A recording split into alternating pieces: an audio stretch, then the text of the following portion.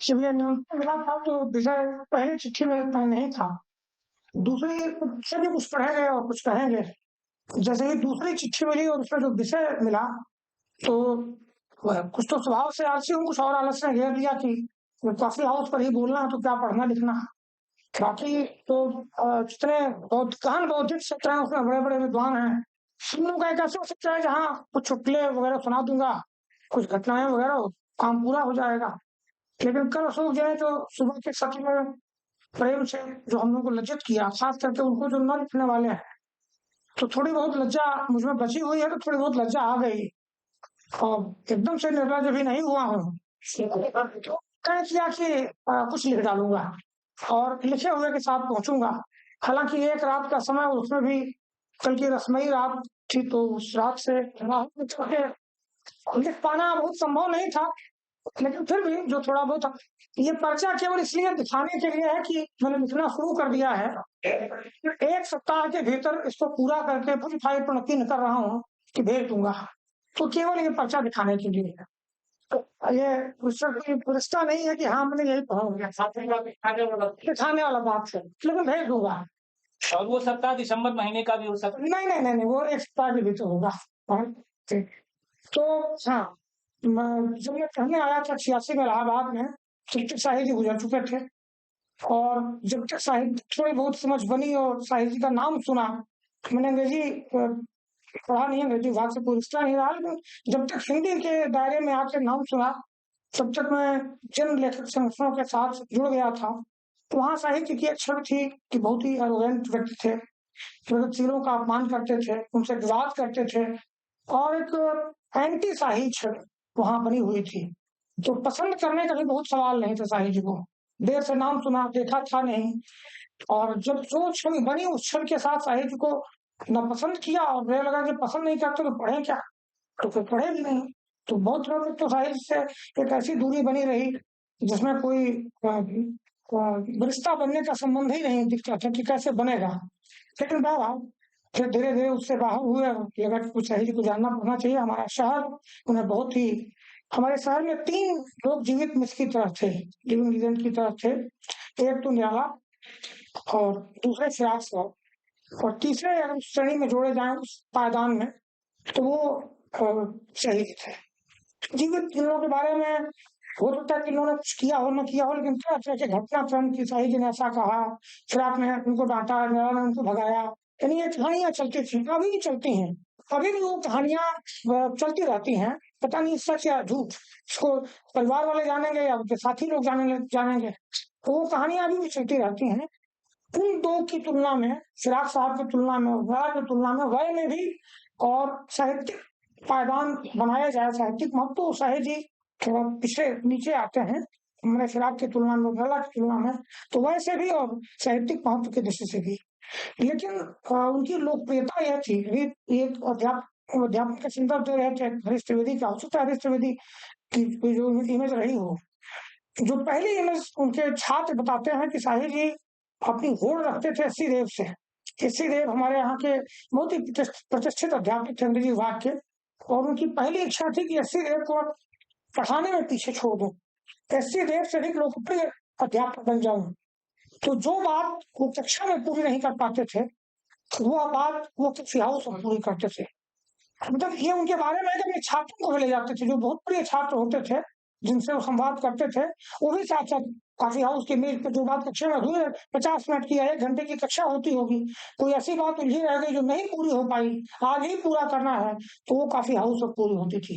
यानी ये बहुत ही अच्छे शिक्षक, संवादी शिक्षक थे, संवादी शिक्षक थे। और उस संवाद को अकादमिक संस्थान से लेकर कॉफी हाउस के टेबल तक वो मतलब जोड़े रखते थे दोनों को। विश्वविद्यालय उनके जमाने में तो हम नहीं कह सकते, हमारे जमाने में तो ये विश्वविद्यालय के हालात है क्या कि हम कुछ नहीं कहेंगे तो हो सकता है कल ही कार्रवाई हो जाए। क्या आपने अशोक जी के गोष्ठी में जाके ऐसा वक्तव्य क्यों दिया? तो एक बार हमारे विश्वविद्यालय गए, हमारे विभाग का शताब्दी वर्ष का आरंभ करने, और अगले दिन से नोटिस आ गई कि अब जिसको भी आप बुलाएंगे उसका पूरा फिट जीवन वृत्त, और यह गारंटी ले को सरकार के बारे में, देश के बारे में ऐसी बातें नहीं करेगा जैसा अशोक जी कर गए। तो वो सब नोटिस इशू हो जाए तो कहा नहीं जा सकता। बहरहाल, लेकिन उनके जमाने में जरूर इनसे बेहतर विश्वविद्यालय रहा होगा जिस विश्वविद्यालय को हम देख रहे हैं आज। लेकिन फिर भी वो उसे ठस अकादमिक संस्थान ही मानते थे। तो बहुत सारी बातें जो कक्षा के भीतर या विश्वविद्यालय की दीवारों के भीतर नहीं की जा सकती थी, नहीं कर पाते थे, तमाम तरह के बंधन प्रतिबंध उस समय भी रहे होंगे, उसको वो समाज में, अपने राजनीतिक कार्यक्रमों में, राजनीतिक शिविरों में और कक्षा के बाहर कॉफी हाउस में करते थे। यानी इन तीनों के बीच उनका एक त्रिकोण बनता था। जो शिविर थे राजनीतिक, जहाँ वो शिक्षण के लिए वक्ता के रूप में, अध्यापक के रूप में जाते थे। कॉफी हाउस जहाँ वो निरंतर बहस और विवाद करते थे। तो उस बात और विवाद के दायरे में, जैसा ठीक बताया था, बहुत अच्छा इन्होंने इतिहास उसका बता ही दिया। भास्वती भट्टाचार्य हैं, उनके नाम से परिचित होंगे, वो जर्मनी में रहते हैं और उन्होंने हिंदी क्षेत्र के काफी हाउसेस पर अपना काम किया है। इलाहाबाद जो आई थी और उन्होंने कुछ दस्तावेज भी संभाले, कुछ मौखिक इतिहास से लोगों को उस दौर की इकट्ठा किया है। तो भास्वती भट्टाचार्य ने ये बताया है कि उनकी जो रेंज थी कि अपने उम्र से बड़े सीनियर वरिष्ठों से लेकर और बिल्कुल नौजवानों तक, जो हालांकि सबसे मुलग्गु नहीं डायरेक्शन उनकी थी कि बहुत मुलग्गु नहीं थे, लेकिन उसमें नौजवान भी शामिल होते थे उनकी बहसों में। बहस जो करता था, जो असहमति प्रकट करता था, उनको प्रिय होता था। फिर दूसरी चीज उनकी ये है कॉफी हाउस में कि कॉफी हाउस जाने के पहले सुखदा जी बताएंगी, अगर तो मैं जो जिन स्रोतों से मुझे पता चला है, उनके प्रिय शिष्य है नरेश सहगल, हमारे शहर में अभी जीवित है नरेश सहगल। तो नरेश सहगल कहते हैं कि शायद ही कॉफी हाउस आने के पहले किताबों की दो जो मशहूर दुकानें थी, एक का जिक्र उन्होंने किया और दूसरी हीरस, वहां वो सप्ताह में एक बार जाते थे कि कौन सी नई किताब आई है। नई किताब ना भी पढ़वाएं तो उलट पलट लें, देख लें क्या उसकी विषय सूची है, क्या उसमें है, उसकी चर्चा करते थे विद्वानों के बीच में भी, छात्रों के बीच में भी। तो वो 1 घंटे का उनका रहता था कि वहां भी जाएं और उस किताब, कई गोष्ठियों में, कई कॉफी हाउस की कई बैठकों में केवल उन किताबों पर जो नई किताबें आई हैं या जो उन्होंने पढ़ा है, यानी अन्य राजनीतिक बातों को छोड़ के, अन्य बातों को छोड़ के नई किताबों पर भी चर्चा होती थी छात्रों से। तो एक दूसरे में उनसे कॉफी हाउस वाले संवाद को इससे लेता हूँ कि कॉफी हाउस में प्राय आज की तारीख में भी और तब भी प्राय थोड़े खाली खलिहर लोग बैठते थे जो देश दुनिया की बातें करते थे। तो समय बिताने वाला मामला, एक शौक भी समय बिताने वाला था। शायद ही उस समय का भी वही उपयोग करते थे जो बिल्कुल स्वदेश से, जो काम, जो बात कक्षा में, वही बात उसका विस्तार राजनीतिक प्रशिक्षण शिविरों में, और उसी का एक विस्तार कॉफी हाउस में। वहां भी ज्ञान की ही बात करनी है, काम की ही बात करनी है। उनकी जो 3 महत्वपूर्ण पुस्तकें हैं जिनका उल्लेख कई बार हो चुका है, साहित्य क्यों, 6वां दशक और लोकतंत्र की कसौटियां। बहुत सारे लोग, पुराने लोग बताते हैं कि ये सारे लेख सूत्र रूप में कभी लिखने के पहले और कभी लिखने के बाद, ये हमने लिखा है उस पर डिस्कशन हो जाए, या उन बातों को लिखने के पहले सूत्र रूप में डिस्कस करते थे। तो कॉफी हाउस उनके लेखन में बहुत गहरे तक घुसा हुआ है, कम से कम संवाद के रूप में। ऐसा नहीं था कि लिखा और सीधे पत्रिका को छपने को भेज दिया। वो एक बड़ा पाठक वर्ग उनका कॉफी हाउस में पसंदीदा पसंद करता था, उनका इंतजार करता था, जिससे वो लगातार अपने लिखे पर भी और देश के राजनीतिक, सामाजिक, सांस्कृतिक हालात पर भी चर्चा करते थे। एक एक दो बातें मैं सच्चे को देख लेता हूँ, जब लिखाई हूँ मैं तो देख ही लेता हूँ। तो एक तो ये है कि वो कॉफी हाउस में, जैसा गणेश जी बताएंगे, तो बता रहे थे बातचीत में, लोहिया, बहुत लोग कहते हैं बात को, पुराने लोग, लोहिया जी का एक सोफा फिक्स थे जिस पर वो लोहिया जी बैठते थे और उनके साथ के लोग बैठते थे। तो हाँ, तो जब लोहिया में नहीं रहते थे, कुछ इलाहाबाद आते थे तो बैठते थे, तो वो शाही जी बैठते थे। यानी यह भी था कि उनका उत्तराधिकार, वैचारिक उत्तराधिकार मेरे ही पास है। तो अगर एक ऐसी स्थिति आती थी कि लोहिया शाही जी के आने का समय होता था और अगर कोई बैठा हुआ है, लोग जानते थे कि वो आते हैं बैठते हैं, तो सोफा खाली कर दिया जाता था। जब शाही के समय हो गया वो आएंगे और वो बैठेंगे, उनके साथ के लोग जो उनके साथ आते थे वो बैठते थे, बातचीत करते थे। तो एक बौद्धिक उत्तराधिकार, मैं कहना ये चाह रहा हूँ कि बार बार ये कहा जाता है कि परिमल समूह के लोग या स्वयं शाही अपने लेखन में राजनीति से दूरी बनाने पर बल देते हैं। राजनीतिक जो विचार विमर्श है उससे दूर रहना चाहते थे, लेकिन इसका अपवाद है, वो इसकी अवज्ञा करते हैं। अपने जीवन में भी राजनीतिक थे, सक्रिय कार्य करते थे और अपने लेखन में भी, संवाद में भी वो राजनीतिक बहुत नुमाइश से लगा था। साहित्य के साथ साथ राजनीतिक वैसे में शामिल थे, और उनके पूरे लेखन से 2 शब्द निकालने हो बीज शब्द, तो उनका लेखन है साहित्य और राजनीति। समूचा जो उनका चिंतन है, उस चिंतन के दायरे में 2 धुर हैं, 2 धुरियां हैं, 2 छोर हैं, एक है साहित्य और दूसरा है राजनीति। और एक मुकम्मल संस्कृत करने की उनकी छवि है हमारे शहर में, कि जो केवल एक मैंने कैसे पहुंचे जो समाज से कटा हुआ हो, जो केवल अपनी छोटी दुनिया में या किताबें शासित कर रहा हो, लेख लिख रहा हो, और कैरियर के लिए लेक्चर रीडर प्रोफेसर बन गया और बंगला बना लिया और ऐसा जीवन जी रहा हो, वो ऐसा जीवन उनको पसंद था आदर्श रूप में, सिद्धांत रूप में, तो ऐसा जीवन जिए। अभी बता रहे थे, मुझे भ्रम था कि विश्वविद्यालय के घर में रह रहे थे, स्वप्ना जी ने तो बताया कि वो तो किराए के घर में रहते थे, उनका अपना घर नहीं है। एक सक्रिय बौद्धिक जीवन जो होता है, कि वो जो भी समय मिला हुआ है वो अपने लिए ही नहीं, केवल अपने उत्थान के लिए नहीं, अपने करियर के लिए नहीं, वो समाज के लिए है। और जाहिर सी बात है कि उसका एक हिस्सा वह जिस राजनेता से जुड़े थे, लोहिया जी से, लोहिया जी की प्रेरणा उनके मन में रही होगी।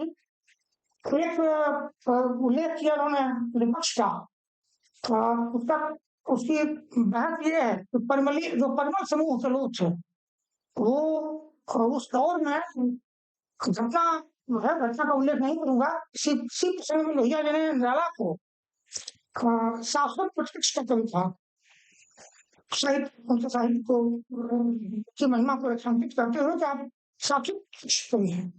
तो यह जो लोहिया जी के मुंह से निकला हुआ निराला की प्रशंसा में शब्द थे, यह परिमल समूह के लोगों ने इसे 30 शब्द के रूप में लिया कि साहित्य राजनीति का शाश्वत पक्ष है। बात तो ये प्रगतिशील लेखक संघ के स्थापना सम्मेलन से चल रही थी कि साहित्य राजनीति के आगे चलने वाली मशाल है। तो यह जो राजनीति के सल्ताऊ राजनीति के जो सत्ता विमर्श के केंद्रित राजनीति है, उस राजनीति से तो दूरी थी, लेकिन जो समाज की गहरी चिंताओं वाली राजनीति है, समाज बदलने की गहरी चिंताएं जिनमें शामिल हों, उस राजनीति से लोहिया जी के पास कोई दूरी नहीं थी। और यह काम ये जो शासक की भूमिका है, वो अपने राजनीतिक लेखों में भी करते हैं और अपने साहित्यिक लेखों में भी करते हैं। एक दो प्रसंग क्या छोड़ देते हैं और एक बात करते हैं, फिर उसके बाद समापन करेंगे। एक तो यह कि लेनिन की एक बहुत मशहूर मान्यता है, बहुत चिर परिचित कथन है, उनका सब लोग जानते हैं कि लेनिन कहते थे कि संस्कृत के सारे सवाल अंतर राजनीतिक सवाल होते हैं। और ये एक दौर में इसको इसका जो बताया गया वो लगता है सही है, राजनीतिक सवाल होते ही हैं, मुझे भी लगता है। संस्कृत के सारे सवाल देख लीजिए कि किस तरह से राजनीति से आज की राजनीति से जुड़ रहे हैं। लेकिन अगर से यह कहना हो कि इसमें संशोधन करते हैं, जो संपूर्ण लेखन ऐसा ही लिखा, उस संपूर्ण लेखन के से गुजरते हुए अगर ये कहा जाए कि साहित्य के शब्दों में इसको कैसे कहेंगे, तो साहित्य अगर होते या कहना होता तो वो लेनिन की इस बात को पलट के कहते कि अंततः सारे राजनीतिक सवाल मूलतः सांस्कृतिक सवाल होते हैं।